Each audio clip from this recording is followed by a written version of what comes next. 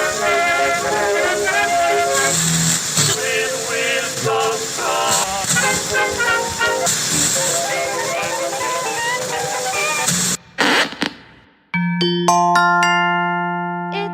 Katie Rose, straight up with a twist. What's up, humans? This is Katie Rose, straight up with a twist. Welcome to the show. If you have not already subscribed or shared or given me 5 stars, please do so. This helps to make my show get noticed. Sharing is caring, and the more that you share, the more content I can provide in the future. I try to do a little bit of knowledge, a little bit of fun, and of course, my personal opinions. Speaking of knowledge, my cat scratched me today. So, of course, I'm looking up antibiotics. Neosporin is a great go-to because it has 3 types of antibiotics in it. But I also was researching that you could take like chopped up onion and honey and like rub it all over your wounds because apparently there is onion extract in Mederma.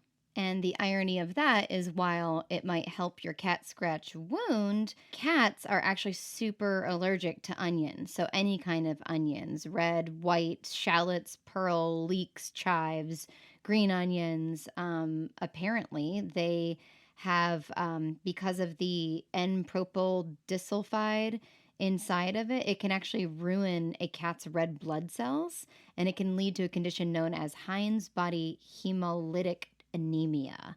So that's kind of crazy. Not that cats like the smell or texture or taste of onions anyway, so you're probably good to go. But keep them away from onions or onion powder. And guys, this is probably the biggest cat scratch I've ever gotten. I know that some owners have had a cat accidentally push off of their legs, and you can get a really big scar on your leg from that push off. My cat was up on the counter today, and so I picked him up to take him off the counter. And he must have thought I was going to do something terrible, but he did that like internal kinetic energy that we see cats or fleas do, or they just boop, all of a sudden, and he pushed off both of the inside of my hands, like symmetrically, like it looks like I got in a fight with Wolverine. But lesson learned, I'll just push him off the counter and not pick him up next time just in case that happens, you know. So hopefully it'll heal. I'm doing the Neosporin thing, covering it up, and maybe I'll get some of that Mederma. But you know, I let him get his energy out outside this morning, and of course I yelled at him, and he knows that I'm mad at him. And of course I like tried to explain. I even was crying, so he knew. He's like, "Oh my gosh, why is mom crying?" But cats are different than dogs. They run away from you. They're not like trying to lick it. They're like running away. They're afraid. They're like, "What did I do? What happened?" But you know, cats are supposed to be closer to a human's brain, like our genetics actually, maybe not the brain part, but like physicalities, like our genetics are closer to a cat than other animals, especially even dogs. Like we are much closer as a human species to a cat than we are a dog. But so you'd think that they would understand, but you know, they don't really make as many like human expressions. They have not evolved with that. So you're just like talking to this cat, like this cat has no idea. And of course they don't, but you know, you kind of hope like, hey, that they learn a little bit. And here's the thing. He hates when I cut his nails. And he, right after that happened, I picked him up, grabbed him, sat him like a baby, and I cut his nails, and he let me do it. He did not fight me. Like normally he's wiggling and fighting, and he didn't this time. And I'm like, oh, he knows. Like these nails are what ruined mommy. And he got, oh my gosh, he got a little spot on my head. Thank God he didn't do like a big gash. I'm like, I have a filming next week, and I now have cat scratches on my face. But luckily this one's small, so it should actually, this one on my head should heal in like 2 days. But I am pretty concerned for the ones on my hands, as even as an actor, I use my hands. I love cats, and even though they have nails and things can happen, I still believe that we shouldn't be declawing them because their hands can get warped, and when they get older and arthritis, their hands can, you know, really be in pain, and it could be harder for them to walk once you like really research what declawing really is. And it's like removing basically a part of their finger, like their knuckle. You're like, oh, I don't want to do that to these poor little kitties. Like they're meant, and they need their defenses, especially if they're indoor-outdoor cats. And he is an indoor-outdoor cat. I also went down the rabbit hole because I still like, you know, I'm a justice warrior, and I'm still sad. Like I've seen a few friends of mine, actually 2 friends of mine on the internet just this past week, where one of their tabbies, orange tabby, just like mine was, passed away for different reasons. But, I just find it too much of a coincidence that, it had been, what, 5, 6 years maybe since I had gotten my indoor cat vaccinated. And I was like, he's indoors. Like, you don't really think about it as much. And then it was during the pandemic. And I was like, well, I should probably do it. And they kept calling me. And I'm like, all right, fine. So I caged them up and I brought them. And I wasn't allowed inside. I wasn't even allowed inside with a mask. And the facility smelled like really badly. I'm like, is anybody cleaning the floors in this place? I mean, it reeked of, cat smell and kind of piss and things like that. And I'm like, is that why you don't want me going in? And I was like, really? I can't. Are you sure? And I like begged because I like to watch what people are doing to my animals. And I just found it to be a bit of a coincidence that, granted, both cats didn't have the same symptoms, but Fritz did. And they say it's rare. And I know that tabby cats, too, most of them are male. They get urinary tract diseases. Sometimes with orange tabbies, they have rarer conditions or situations, side effects to things than other cats do. And, I did look this up afterwards, but he got his shot. And then 2 weeks later, he started vomiting blood. And I'm like, really? Like, why is this happening? And like, I watched it for a while, took him to go get tests. And of course, I go down the rabbit hole and no one ever said anything. And granted, there was more than one mass found. I think they found a nodule on his lung later. But, I was reading up that sometimes vaccines can cause sarcomas. Very rare in cats, but if you look it up, it's like, oh, yeah, in a very rare situation, they can grow a tumor where the injection site was. And they say sometimes it goes away, but sometimes it can be malignant, and it can be an issue. And I just find it so coincidental that there was no issues. And then a couple weeks later, all of a sudden he's vomiting. And I'm like, what?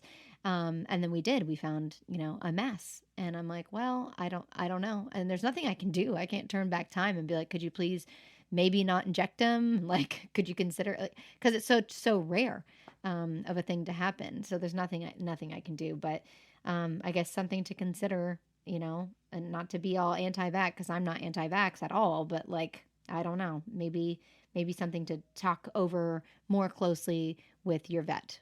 Also, just in talking about health and things, I always read things up. But my husband has like a 3D printing room. So I'm like, wait a minute. And he's like, yeah, all you have to do is use this UV light or this black light, and it cures the plastic basically back together if there's a piece that's broken. I'm like, oh, well, that's cool. And I'm like, wait, is that the same thing like when you get a gel manicure? And basically, yeah, I mean, the UV light hardens the plastic, the gel that they're putting on top of your nails. And that's why it peels off like a piece of plastic. So you're basically putting just toxic chemicals on top of your nail. Same with like, I don't understand when you get your nails done, they want to remove your cuticle. Like the fact that I have to tell them, like always advocate for yourself, right? Like with my wax situation, like I remember one time I went in to get my Brazilian wax too, and the lady starts pouring it like down my stomach. And I'm like, what are you doing? She's like, oh, well, most people. I'm like, most people is not me. I did not ask for you to do that. And I was like, I literally had my hands in the way too. So it was like the second I moved my hands away. That's why I usually keep my hands on my stomach now. But I'm like, I don't even have hair there. And now I'm going to grow hair there because you freaking put this there, And so just advocate for yourself. Be like, no, this is what I want. Like, I'm going to start taping it off when I go in for Brazilians. I'm going to be like, nope, you can't go here. You can't go here. Plus, it might make a cleaner line. Who knows, Like if they go over, it's like, when you paint something and you put tape down, like when you paint the walls, it'll make a cleaner line. I'm just like, they should do that anyways. I don't know. Very frustrating, but I would be careful when it comes to like the gel. But the cuticle thing, when they pull them off, I don't understand that because that protects you from infection. So, and so the time that they did do that on my fingers, I remember like it took forever for the cuticles to grow back, and then it starts fraying. So I'd get these little tiny pieces of skin that are fraying. I'm like, oh, as if that looks better. But listen to your body. I mean, I am more sensitive to things. I feel things more viscerally than other people do. But like my mom didn't feel like she's like, look, I got this new, gel UV ray light, and I was like, oh my god. And my mom has terrible nails, so she like likes to do the gel because it lasts longer. And so she puts her hands under fine. Well, she came over and I was like doing her nails for her, and she's like, well, why don't you do it? I'm like, oh, okay. So I went to do it, and my fingers were burning, like burning. She's like, how is it burning you? And I'm like, it is burning my skin. Like I can feel it burning like under the nail, like burning the sides of my skin. I'm like, this stuff cannot be good for you. So, and to piggyback off my organic episode, I also learned that cream of tartar with vinegar is a great cleaning agent as well. And your cocktail of the day is the New York Sour. This is going to be a bourbon whiskey, lemon juice, and simple syrup shaked in a cocktail shaker until cold. Strain it into a glass and then make a red wine layer. Do this by pouring the wine over the back of a spoon until it floats on the top. Enjoy! It is cold and flu season, so don't forget to get a flu shot. It's great that we live in a century where we have vaccines that can help people. I know people start to dissect, but you're not a scientist, right? So, for example, people are like, there's aluminum in there and there's formaldehyde in there. And I'm like, did you know that formaldehyde is naturally occurring and it is in your body all the time? And then you just pass these things through your kidneys. All humans, plants, animals, they create formaldehyde, which is made of carbon, hydrogen, and oxygen. So it's found in every living system. It's kind of the same theory, and the amount of aluminum too is like so much smaller. Like there's actually more aluminum in certain foods that you eat than in these vaccines. But table salt too is toxic, if you didn't know that. So it's just one of those things. It's like, well, yes, all chemicals, if that and the other were combined. So basically, like table salt is made up of sodium and chlorine, which are poisonous. But when you put them together, they compound and they make a completely different chemical property. So it's just different properties than its constituents. So that's why it's not poisonous to you. So overall, getting the flu without any antibodies is going to be a higher risk to you. Now, one thing that is new to me, and that I feel like every single nurse who stabs you with this vaccine should tell you, because your arm hurts, right? So, what do you take when your arm hurts, right? You're like, oh my God, my muscle hurts. This is an intramuscular vaccine. Ouch. You would be like, let me take some Aleve, let me take some Advil. Well, apparently, you are not supposed to do that because it can actually affect the ability of the B cells to make the antibodies that protect you against the flu. So it actually could block the enzymes that are trying to protect you. So I wanted to talk a little bit about pregnancies, and just some really weird videos that I've come across with phantom pregnancies. So before we get to the phantom pregnancies, first of all, infertility is still, we're fighting in different states. I know there's 19 states that do offer some sort of benefit or insurance for infertility, which is great. If you ever see a petition, sign it. It's crazy how well those work. Just raising up our voices and being like, yo, we need this. I just still find it interesting that people think it's like a voluntary thing. I think we had the wrong idea a long time ago when, women started working and people thought, oh, this is for the rich women who work a lot and they want to freeze it's an extra service, right? And not thinking that this could actually be an issue for women just who are trying to have babies naturally. This wasn't just something to, set your future up for. Freeze your eggs, this is an issue that women are clinically getting diagnosed with. Same thing with hair loss. I can't believe that is not covered. All of these, pills and things that people take for hair loss and thinning. And I'm like, and it's not covered by insurance. And they're like, yeah, well, it's elective, it's cosmetic. I'm like, I didn't choose to lose my hair. Like, this was not a choice. This is something that happened to me because of my genetics or stress or whatever. And how come we can treat stress and other things with medication, but not hair loss? I think it should be covered by insurance. So those two things, man, I really hope insurance will cover those because, we spend all this money on insurance all the time for the what ifs, and a lot of the things that people do need that they commonly suffer from are not being covered. So, just to cover a couple of things, I had a biochemical miscarriage, so I wasn't as far along. So, that depends on like your HCG level, all these levels and hormones and things like that. And then there's your regular miscarriage when you've gone further along, and sometimes you have to deliver or get a DNC, which is a dilation and curettage. Then there are situations where you can have a blighted ovum or an embryonic pregnancy. And that's when a sac forms and grows, but the embryo fails to develop.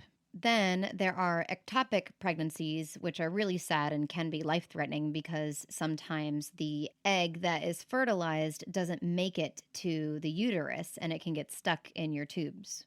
Then there are these other pregnancies that are known as stealth or cryptic in the more casual way of colloquially talking about it.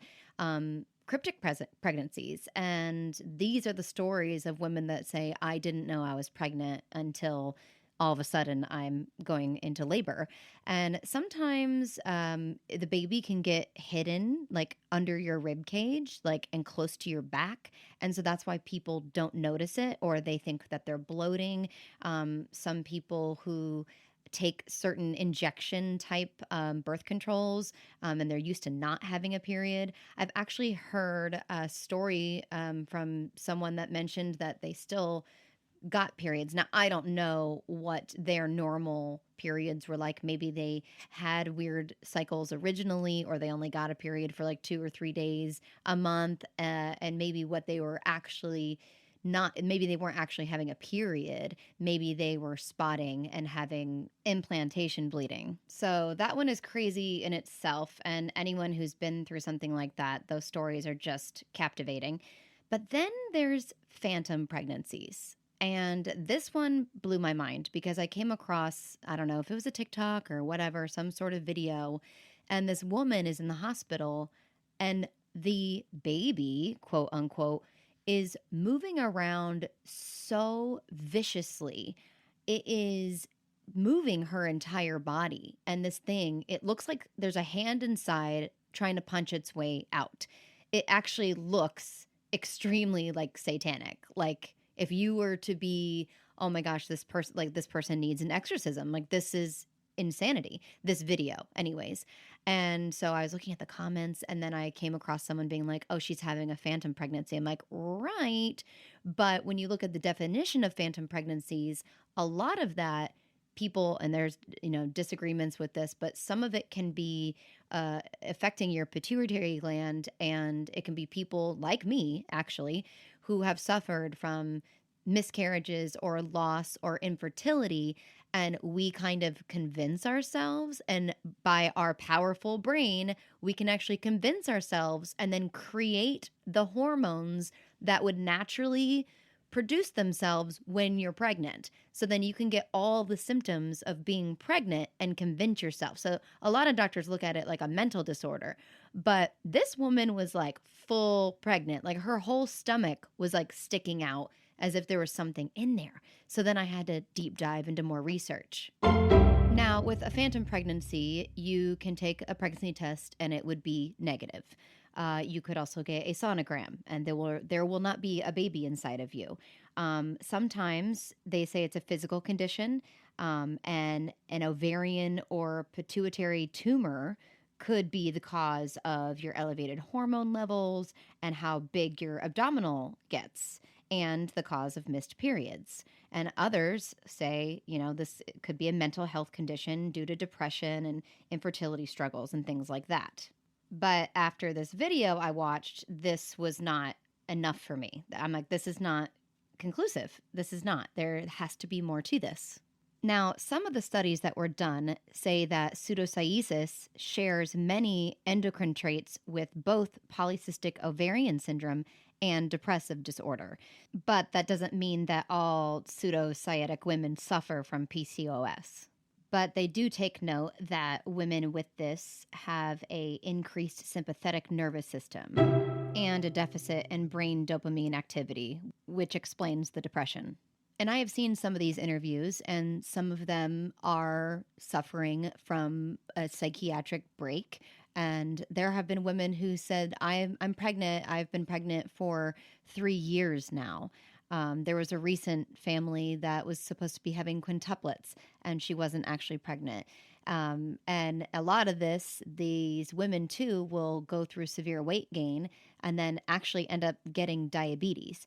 So they're actually harming themselves along this journey. There's so many interesting cases when you start looking everything up with pregnancy. Everybody has different pregnancies, and your baby could be breech or sunny side up, and different things can happen.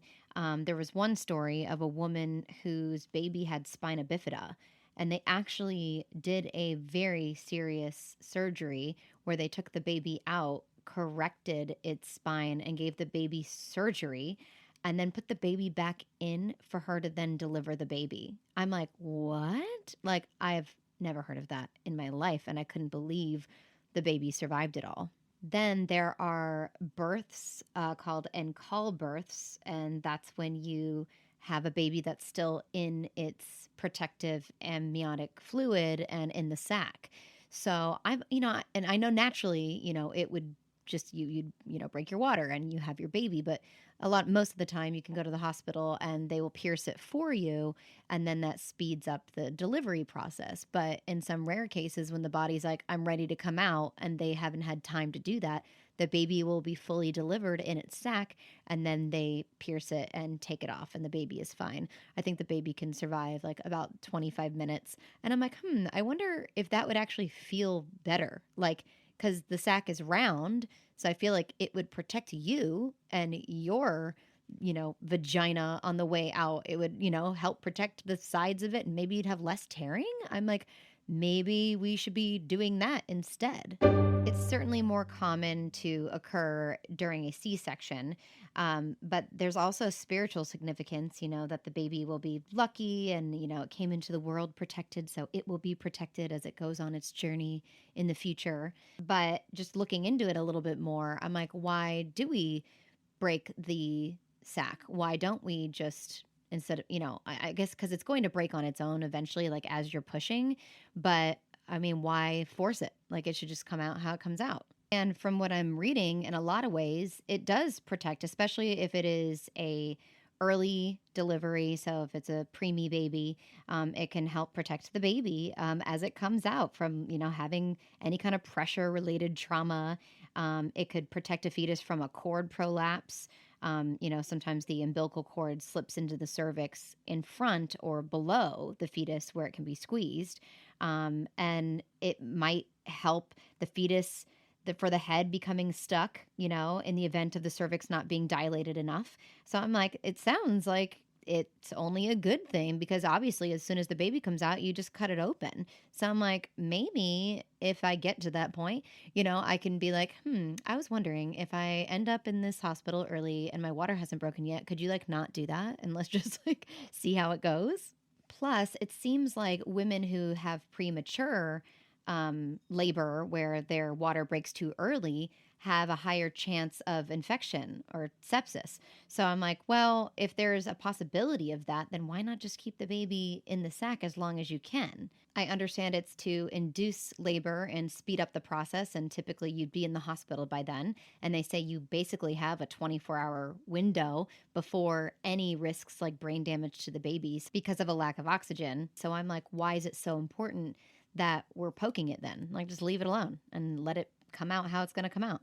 So first of all, that video that I found, it was in another language, and it turns out I think the woman was actually pregnant, but she was having severe movement, which can happen, and it's crazy. And sometimes if the baby's in the wrong position, it's trying to turn around, and sometimes it can really kind of take over your body and absolutely look insane. But some women will actually have tumors in their stomach, and that's another reason. So a lot of women will get fibroids, but they could have tumors in their stomach, and their muscle contractions will actually move these tumors around, making it look like there's a baby in there. And the hormonal changes that are happening to you can mimic pregnancy symptoms. It is really sad to have this pseudocyesis, and women go through all of the tests, and they will have the sonograms and the urine tests and the blood tests, and they will still convince themselves that they are pregnant. And even sadder, they can find out that they might have a form of cancer that can actually secrete pregnancy hormones. So not only did they find out that they weren't pregnant, but then they find out they have a cancer diagnosis possibly. And a lot of it is just gas or muscle contractions. So you can have like intestinal digestion issues, and that's going to move your stomach around. And especially if you have had kids before, because there's two different types I have seen. There are people that are 100, doesn't matter what anyone says, like, I am definitely pregnant, even though it's been over 9 months or whatever. And then there's some people who've had kids before and they have like the phantom thing, like, oh, I know what this has felt like before, and I feel like I'm having a kick right now. And so they sort of, they are aware and they're saying I'm having phantom kicks, but it probably is just parts of gas that sort of feel the same as when you're pregnant. And in other common cases, if you have like a poochy belly, you can have what's called DRA, which is diastasis recti abdominis. And it's when pressure occurs in your rectus area and the abdominal muscle that runs down the center of your stomach separates. And some women will be like, oh, but there's a heartbeat there. Like they'll even get their own Dopplers and put it on their stomach. And we've all done that before. If you pinch a certain part, like you're like, oh, I feel my heart pulse in my ear, in my neck, and it can be in different places in your body. And there is a pulse in your abdominal aorta. And that's the main artery that carries blood from your heart to the rest of your body. So, of course, these women are like, oh, how do you explain that? And it's like, well, this is how our organs work. Ovarian cysts can make a person look pregnant as well. So, the body's a complicated thing. And, I was kind of bummed. I was actually hoping to come across some sort of malevolent spiritual entity or something like, why is this happening? Or the Messiah's spirit is inside this woman. But that's the problem with a lot of social media too, right? I came across so many articles that explained exactly what phantom pregnancy was, but then people misunderstand and then they attach those words to a video that's not what this situation is. So that's why it can get confusing. So always do your full research and don't just assume what you're watching coincides with whatever the diagnosis is. So that's a little bit into phantom pregnancies and other types of pregnancies. I don't care how I get pregnant. I don't care if that baby comes out sunny side, upside down, reverse cowgirl, however that baby wants to come out. I am very excited to have it, and hopefully we both make it through the wilderness. I do have my embryo transfer, my very not so technically great embryo, but you know what? This could be the one. Who knows? I have my transfer in a month. So first I have my vacation in 2 weeks, which I'm so excited about it that I actually want to pack right now. And then we come back, I get my period, and then I do all the things I need to do to prepare for the transfer. And then it's progesterone shot hell, which these are like the worst ones. I just hate them so much. I can't do them myself. My husband has to stab me. And I'm going to talk to my doctor. He 100% he prefers doing the injections, but I felt like, maybe there was a little trouble with using them last time. So I was like, well, why don't I do the vaginal progesterone? So we'll see which one that I do. The vaginal one is more messy, but whatever works the best. I don't care. I'll double up if I need to. So we will see. I'm going to have to go through a full 2 weeks of injections before even knowing if the baby has taken. So it's going to be a long journey, but it's what we both want. We both really would like a child, and I know family is what you make of it, but we'll see how this goes. And if adoption is the next thing to look into, then we'll look into that. You never really know what someone's going through. And Damon and I went on a date night, and the very first thing as we sit down that the host asked us was, oh, are you guys here for anything special? And we said, oh, just a date night. And then he said, oh, getting away from the kids. And I'm like, nope. And, it wasn't worth it for me to correct him and then make the entire night awkward. But, it's one of those things. It's like, do you correct somebody so that they know better for the future? But it's not really worth it. You can't always predict, and people are just trying to make small talk. Same way as if someone makes a your mama joke and you didn't realize their mom just passed away. It's good to be mindful, but it's also good to give grace. I'm going to share a link on my Katie Rose Straight Up with a Twist Facebook page. So if you want to sign the petition to help help women receive medical assistance for infertility, that would be great. So go ahead and sign that petition. And if there's anything else you can do, like donating to a fund, there are tons of them out there, and women definitely need the assistance. If you listen to this podcast, please make sure that you subscribe and you share and you star all the good things, and let other people know about my podcast so that I can get enough followers to continue making content. In the meantime, I hope you learned something today. This has been Katie Rose, served straight up with a twist.